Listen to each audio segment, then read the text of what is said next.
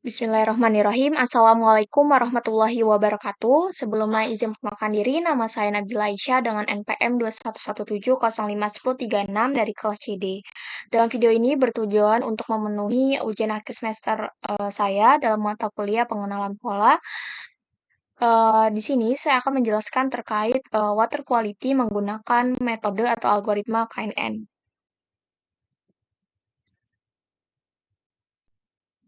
Jadi untuk pendahuluannya sendiri, air itu merupakan kebutuhan yang mendasar bagi keberlangsungan hidup dan pembangunan, maka dari itu kualitas air perlu dijaga kualitasnya. Dampak dari kualitas air yang tidak aman untuk dikonsumsi itu dapat menyebabkan penyakit seperti kolera, diare, hepatitis A, dan lainnya. Oleh karena itu, diperlukan suatu pengelolaan yang tepat dalam menentukan kualitas air. Salah satunya itu uji laboratorium. Tetapi hal tersebut membutuhkan waktu yang lama, maka dibutuhkan alternatif lain yaitu dengan pendekatan data mining. Pada penelitian ini menggunakan salah satu teknik dalam data mining yaitu algoritma KNN untuk klasifikasi kualitas air yang layak untuk dikonsumsi. Untuk datasetnya sendiri, jadi pada penelitian yang saya kembangkan ini itu menggunakan dataset dari Kaggle yaitu water quality dengan jumlah dari datasetnya itu 7.999 record data yang mempunyai 21 kolom, yaitu 21 kolomnya diantaranya aluminium, amonia, arsenik, barium, kadmium, chloramine, chromium, copper, fluoride, bakteria, virus, lead, nitritus, merkuri, perchlorate, radium, selenium, dan uranium. Dan yang terakhir yaitu ISEF. ISEF ini merupakan kelas yang dimana di dalam ISEF ini terdapat dua kelas, yaitu 0 sebagai tidak layak, itu sebanyak 5.044 record data, dan 1 yaitu layak sebanyak 273 record data. Jadi untuk atribut lainnya seperti aluminium, amonia, dan sebagainya itu yang selain ISEF, itu merupakan atribut penentu apakah air tersebut layak atau tidak. Jadi untuk atribut-atribut tersebut itu merupakan senyawa yang menyebabkan air itu tuh tidak layak gitu ya. Nah, jadi di sini untuk datasetnya sendiri, itu aluminium itu berbahaya jika lebih dari 2,8, amonia itu berbahaya jika lebih dari 32,5, arsenik berbahaya jika lebih dari 0,01, barium berbahaya jika lebih dari 2, dan sebagainya. Sedangkan untuk kelas terakhir yaitu ISEF itu eh, kelas 0 itu tidak layak dan 1 adalah layak.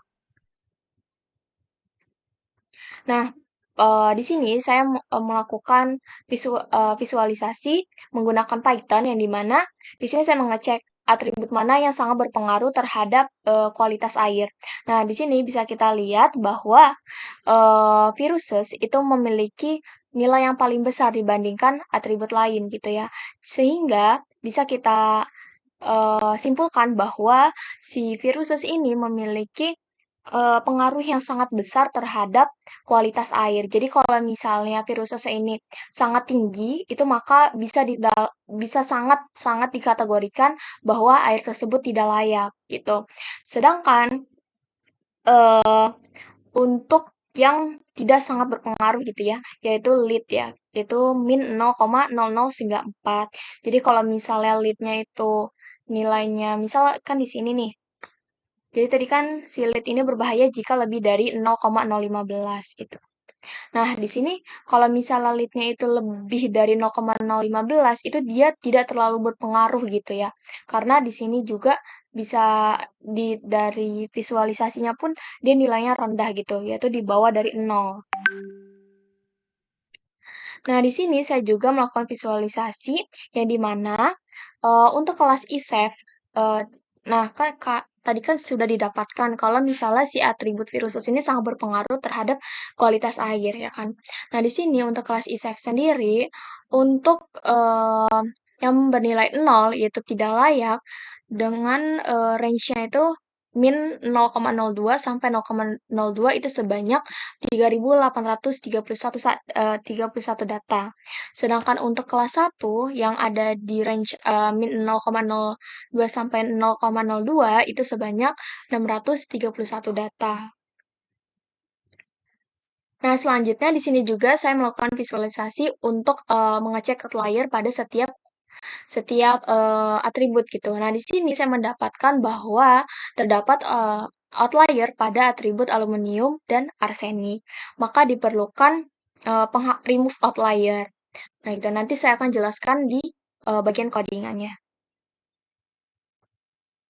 Nah, di selanjutnya di sini juga saya melakukan split data, yang mana untuk test size-nya, yaitu untuk data latih ya. Jadi di sini split data itu pembagian antara data latih dan data uji. Nah, di sini saya menggunakan data latihnya sebesar 60%, karena kan di sini test size-nya 0,4, jadi kan sisanya 0,6 gitu ya dalam range 1 gitu. Jadi untuk data ujinya sebesar 40 dan data latihnya sebesar 60%. Dengan jumlah data latihnya itu sebanyak 4.798 record data dan data tesnya itu sebesar 3.198 record data yang kemudian nantinya akan dipakai dalam pemodelan algoritma KNN Neckboard dalam melakukan prediksi. Tuh. Nah, jadi untuk metode KNN ini sendiri, algoritma ini menggunakan pendekatan supervised. Jadi supervised itu menggunakan label gitu ya, berdasarkan label. Karena dia merupakan salah satu metode klasifikasi, yang mana metode klasifikasi itu harus memerlukan label. Nah, untuk mengidentifikasi objek berdasarkan data yang paling mirip atau tetangga terdekat yang kita inisiasi kalau dalam KNN itu menggunakan K dengan jumlah yang ditentukan K dan mengklasifikasinya ke dalam kelas-kelas baru. Itu menurut P. Harrington tahun 2012.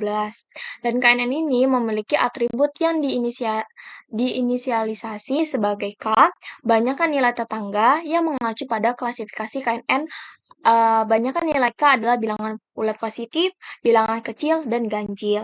Itu menurut PN Andono DKK tahun 2017. Nah, di sini ada langkah-langkah dalam melakukan proses klasifikasi Canary Snackboard atau KNN adalah yang pertama itu kita menentukan jumlah tetangganya dulu yaitu K ya. Yang kedua, menghitung jarak data baru ke jumlah tetangga yang ditentukan dengan berbagai rumus perhitungan. Salah satunya yaitu menggunakan rumus Euclidean distance. Yang ketiga, yaitu mengambil kata tetangga yang paling optimal atau paling dekat untuk dibuat suatu keputusan prediksi berdasarkan hasil perhitungan jarak. Nah, di sini ada gambaran terkait metode KNN. Nah, di sini kita menggunakan dua kelas ya, mana ada kelas A itu warnanya kuning, bulat-bulat kuning ini, sedangkan B itu bulat-bulatnya ungu gitu. Nah, di sini kita mengecek untuk K-nya sama dengan 3 ya, K-nya sama dengan 3 itu kebanyakan eh, adalah kelas B. Maka jadi untuk K3 itu lebih di apa ya? Jadi untuk K3 itu termasuk ke dalam kelas B gitu. Sedangkan untuk K-nya kita menggunakan 6 itu lebih banyak ya, lebih dominan untuk kelasnya A gitu. Jadi untuk cara kerjanya gitu. Jadi bisa bisa dilihat, bisa disimpulkan kalau misalnya K-nya sama dengan 6, maka dia lebih banyak, lebih dominan itu ke masuk kelasnya B. Itu cara gambarannya. Nah, di sini saya juga mengecek untuk BSK-nya dalam dataset yang saya gunakan yaitu water quality. Nah, di sini saya mendapatkan bahwa BSK-nya adalah 8. Jadi, K yang paling optimal yang bisa saya gunakan dalam mengecek K mana sih yang dapat menghasilkan akurasi yang paling tinggi. Nah, di sini adalah 8. Nah, di sini saya juga membangun model dari KNN sendiri, ya, membangun model. Selanjutnya saya di sini juga mengecek untuk K yang dengan K sama dengan 8. Ini untuk dokumentasinya. Nah, di sini ada hasil perbandingan dari K, yang mana untuk K-nya sama dengan 1, itu saya mendapatkan skor 90,22% gitu. Sedangkan untuk K yang paling 8 tadi, K sama dengan 8 yang paling optimal katanya gitu, dan saya mendapatkan bahwa nilai itu 94,92%. Nah, di sini bisa dibuktikan bahwa K sama dengan 8 adalah K yang paling optimal atau dikategorikan sebagai base K. Sedangkan untuk K yang paling kecil, mendapat akurasi yang paling kecil, yaitu K sama dengan 1, yaitu 90,22%. Nah, di sini juga saya mengecek untuk apakah antara kelas target dan kelas uji itu benar ya akurasinya. Dan di sini benar kalau di sini ada 0, tidak layak, dan kelas ujinya juga 0. Nah, hasilnya kan benar tuh. Sama gitu ya, sama dengan. Nah, ini jadi bisa dikategorikan bahwa untuk metode KNN ini sudah sangat baik untuk proses untuk melakukan pengelolaan klasifikasi gitu. Nah, ini di sini saya terdapat codingannya. Ini pertama di sini saya load data dulu. Sini menggunakan water quality.csv. Selanjutnya di sini saya melakukan IDA, yaitu menampilkan 5 data teratas. Selanjutnya def info untuk mengecek tipe data dari setiap atribut. Apabila datanya itu masih objek seperti ini ya, kayak seperti amonia, terus isef itu perlu dirubah menjadi sebuah integer gitu, sebuah numerik gitu. Iya sebuah numerik. Kalau ini kan termasuk dalam kategorikal ya. Jadi perlu saya ubah. Nah, di sini juga saya mengecek apakah terdapat nilai none gitu. Nah, di sini tidak ada nilai none, jadi tidak perlu dihapus. Eh, nah, ini untuk visualisasi yang tadi, atribut mana yang sangat berpengaruh. Selanjutnya di sini mengubah dari dua atribut tadi, itu amonia dan isef, karena masih ke dalam tipe data kategorikal, sedangkan kita perlunya data yang numerik gitu. Nah, di sini udah berhasil terubah ya. Ini untuk mengecek range antara isef dan eh eh, untuk mengecek kelasnya 0 atau 1 dalam setiap atribut. Dalam masing-masing setiap atribut. Dalam masing-masing atribut. Selanjutnya ini mengecek outlier tadi. Jadi karena ada outlier, kita perlu hapus ya, remove outlier. Nah, di sini untuk pisahkan data target, yang mana data targetnya itu sebagai isef. Terus split data, yang mana test size atau data tesnya itu, data ujinya, itu sebesar 0,4. Terus saya juga melakukan min-max scalar, itu untuk membagi range antara 0 hingga 1 ke setiap data, jadi datanya itu apa ya, seimbang gitu. Selanjutnya saya melakukan prediksi. Nah, di sini hasilnya optimal, ya, sangat tepat gitu. Nah, ini untuk dokumentasi untuk hasil prediksinya, di mana untuk K-nya K sama dengan 8 0,94, terus K sama dengan 1 0,90 dan sebagainya.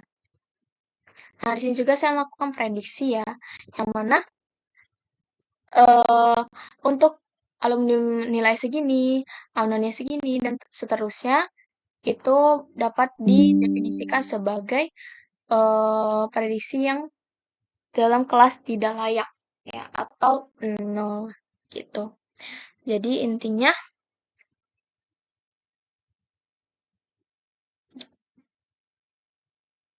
jadi dia itu akan mengecek, jadi untuk metode KNN itu dia mengambil tetangga terdekat gitu yang paling bagus gitu. Seperti ini. Mungkin sekian presentasi dari saya.